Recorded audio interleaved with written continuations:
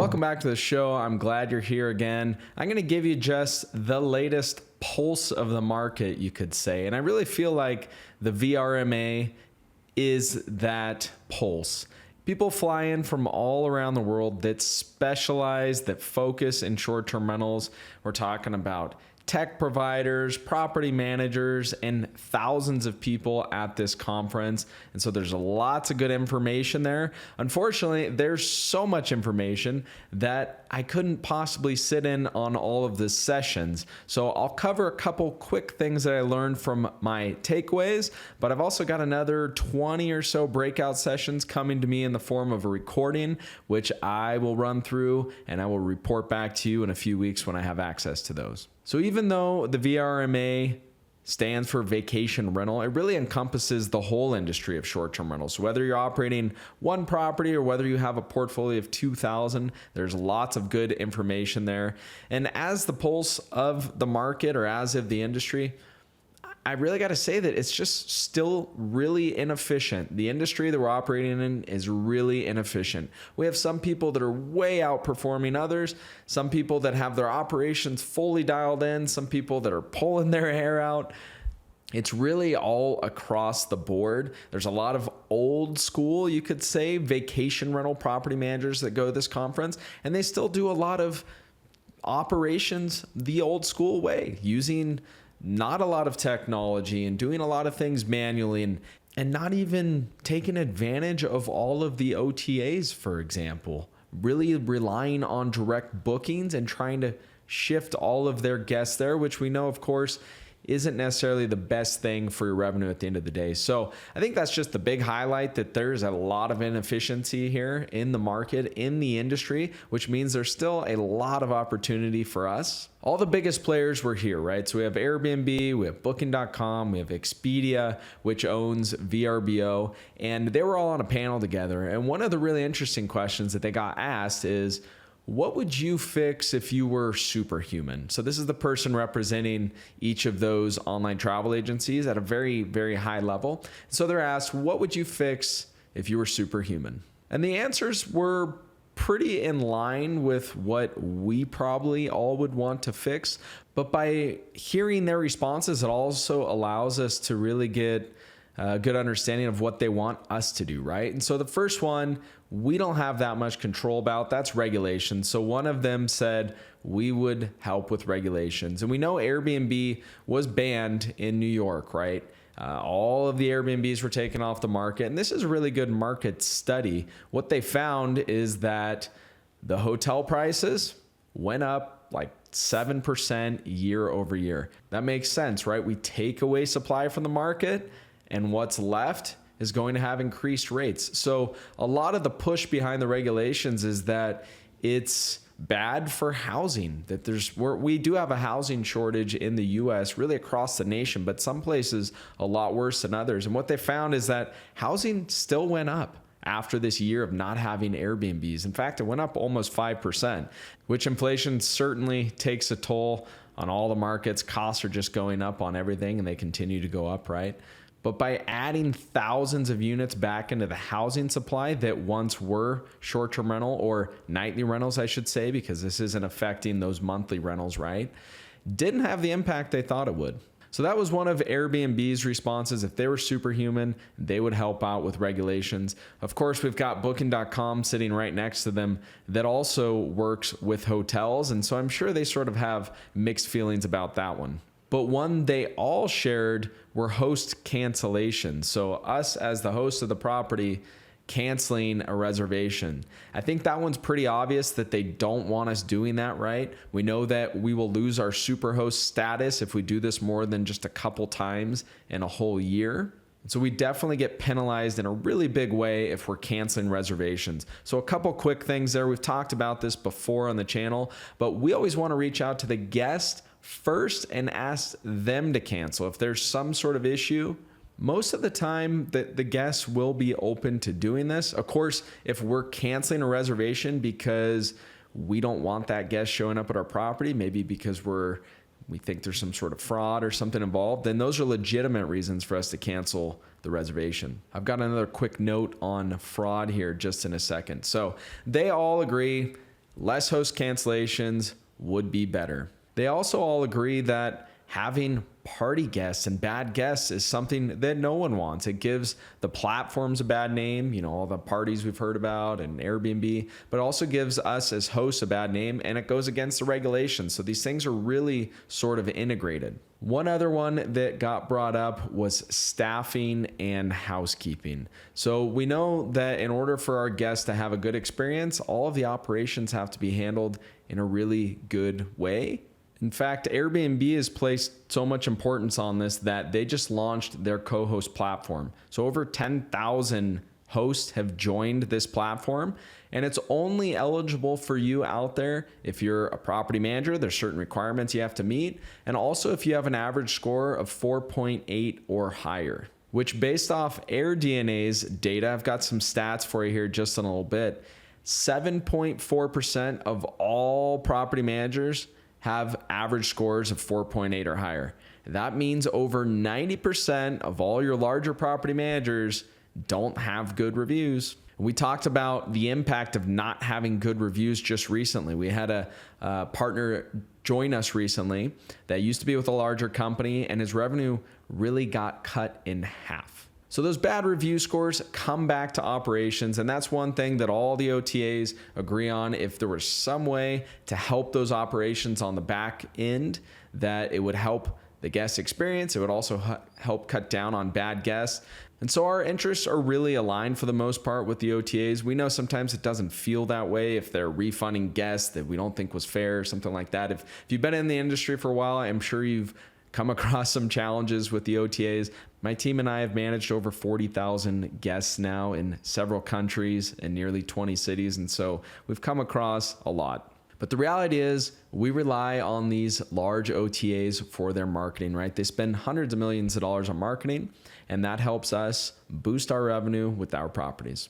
So I attended a session on fraud, and really when we talk about fraud, it usually comes back in the form of a chargeback. And so if you're accepting direct bookings, or if you're taking payments on behalf of one of the OTAs, like you take payments directly from a VRBO reservation, you're probably using a company called Stripe, a credit card merchant. And so what happens is sometimes someone makes a reservation, it's fraudulent, they file a chargeback claim, or they file a claim with Stripe. Stripe refunds them for all of their reservation, whether they stayed at your property or not. And this is across the board. All the hosts out there, almost 100% of the time, lose these cases against the credit card company. So there's a number of things that we want to do up front just to avoid these guests in the first place. So we've talked in the past about getting a rental agreement signed, by getting a copy of their ID, by getting a copy of their credit card, making sure that those names match up, getting a copy or a selfie from them so you can make sure that the person checking in is the person on the ID. These are all really important things. And the reality is that this will nearly eliminate all of your fraud. Most of these things we can cancel up front.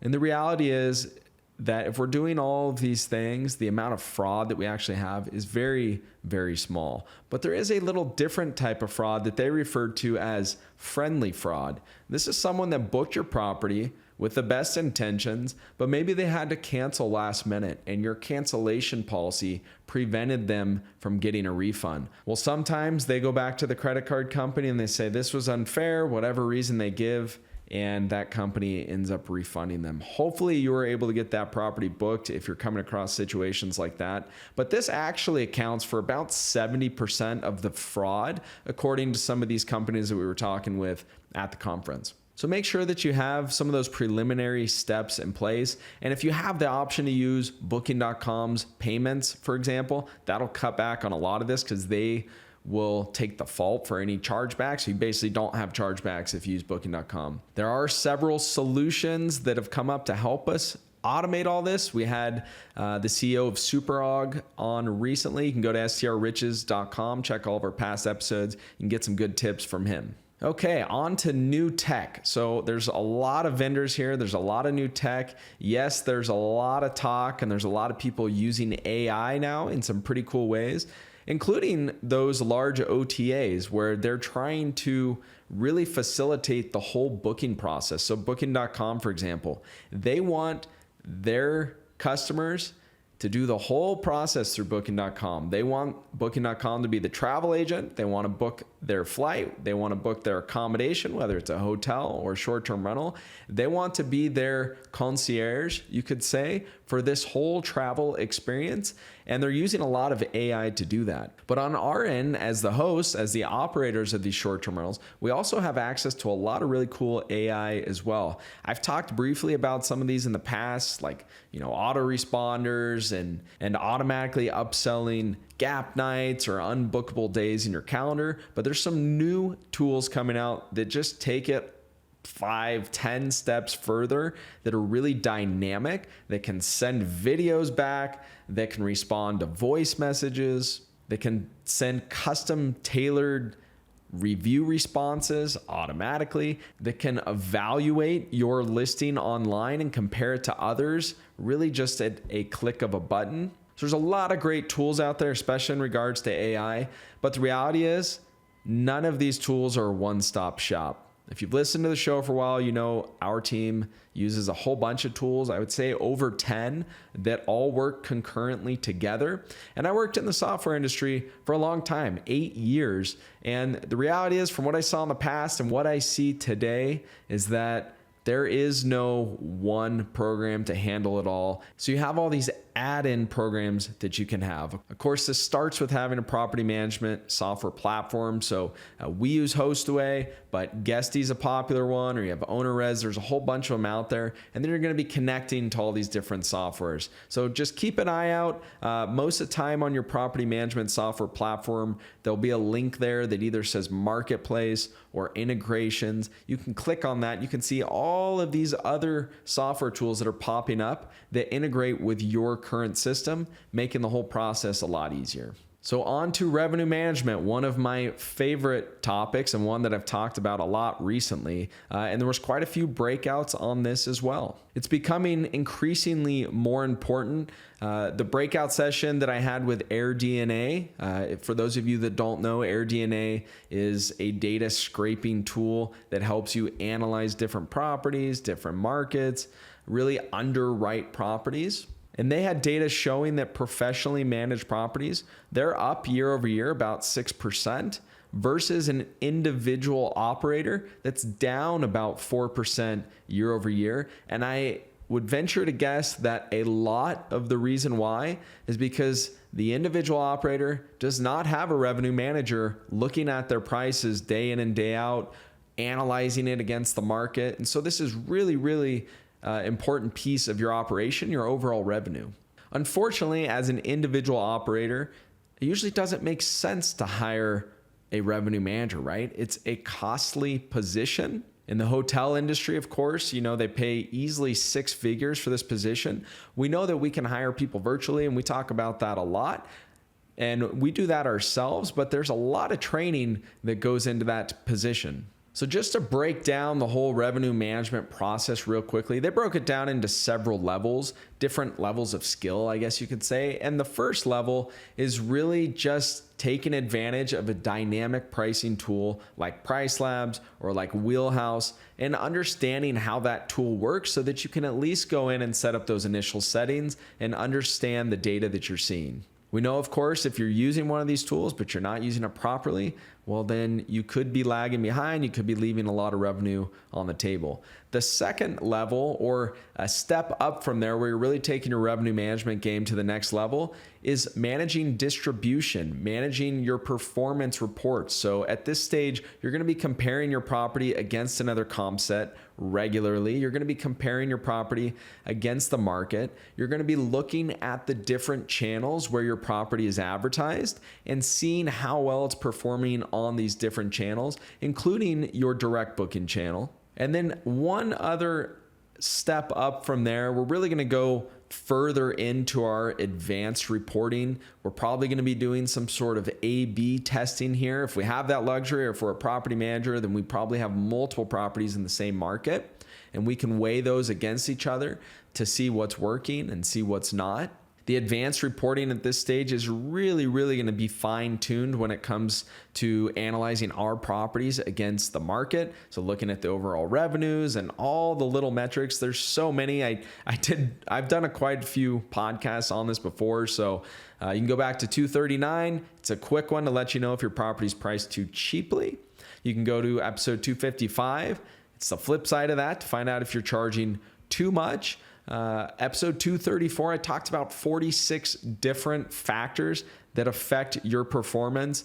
So depending on where you are at with your experience as a revenue manager, you're going to fit into one of those categories. And we know that the higher you move up, the more advanced you are with those strategies, the better your property will do. We do, of course, help you out there if this is something you don't want to do. So if you're new to the channel, as I said, we've got properties in lots of different markets. We have our own in-house revenue managers. These are things that we look at with a fine-tooth comb, and we'd love to help you with your property. If that sounds interesting, you can head over to strriches.com. You'll see a property management button there.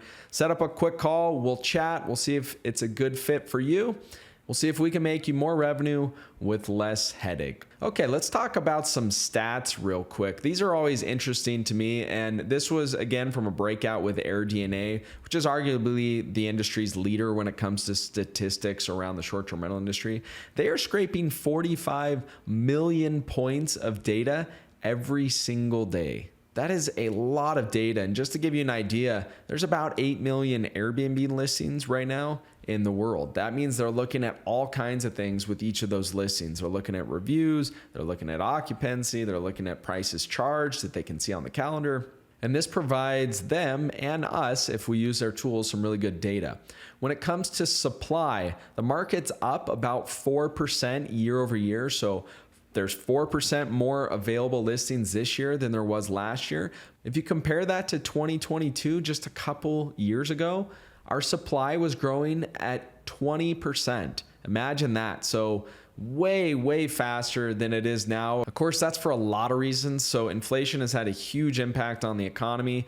Interest rates are much higher, so less people are buying properties to start their short-term rental. And as a existing operator, that's good for us, right? Because the overall demand, their stats on the overall demand are up year over year, but not up that much. They're basically breaking even. So the projection for next year is that occupancies are pretty much going to stay flat or maybe a slight decrease. Of course, this depends on your market. ADRs, so your average daily rate that's being charged, is expected to go up just a few percent, and all of this equating to a negative RevPAR of just 0.4%. So we know RevPAR is the total occupancy multiplied by the total average daily rate. That's how much revenue per day a property is generating. It's basically flat, so we're not expecting a whole lot of change this year. One of the really cool things with AirDNA's tool and a new feature that they have is that you can sort properties by review score. So I did this just for fun on one of my properties in Sacramento, a small little 2-bedroom, and I ran the comparable properties in the whole market at a 4.6 average review score. AirDNA estimated that that property would make about $20,000 in the year versus a 4.9 score would make double. $40,000. So that is the impact that bad reviews can have on your property. Okay, so some really interesting insights from AirDNA. If you haven't checked them out, I'm not sponsored by any of these people. My job is just to report back to you. And that's what this episode was. Really just an industry pulse. You know, what's going on out there. Lots of new technology coming out. A company called Boom that I think was really interesting. Another one called AutoRank. You might want to check those out. Those are AI related. But remember, those, in order to work well, really need to integrate with your property management software. So check out that marketplace link, check out the integration link on your property management software to see what new tools are available to integrate with your existing platform. So some interesting stats on the market. I got to say, I'm really excited because without really hardly any new supply coming on the market, but demand staying about equal, we have a lot of opportunity to outperform our market. If we're doing a good job, if we've got our revenue management in place, if we have our listings set up properly, if we're providing a really good guest experience and making sure that our reviews are high, well, we can really outperform the averages. As I mentioned, there's another 20 or so classes that were recorded that I'll have access to in the next few weeks. I'll break those down. I'll come back with my biggest takeaways. Hopefully this gave you a little glimpse into the industry. It's constantly changing. I think it's really inefficient still, and because it's inefficient, there's just a lot of opportunity. And so until next time, I hope you have a fabulous week, and I'll see you soon. Want to get on the fast track to financial freedom through short-term rentals? Well, it all starts with the properties you acquire, but you want to make sure that you acquire the right properties. I want to give you my ebook that will show you how to do just that. There is no charge. It's my gift to you for being one of our subscribers.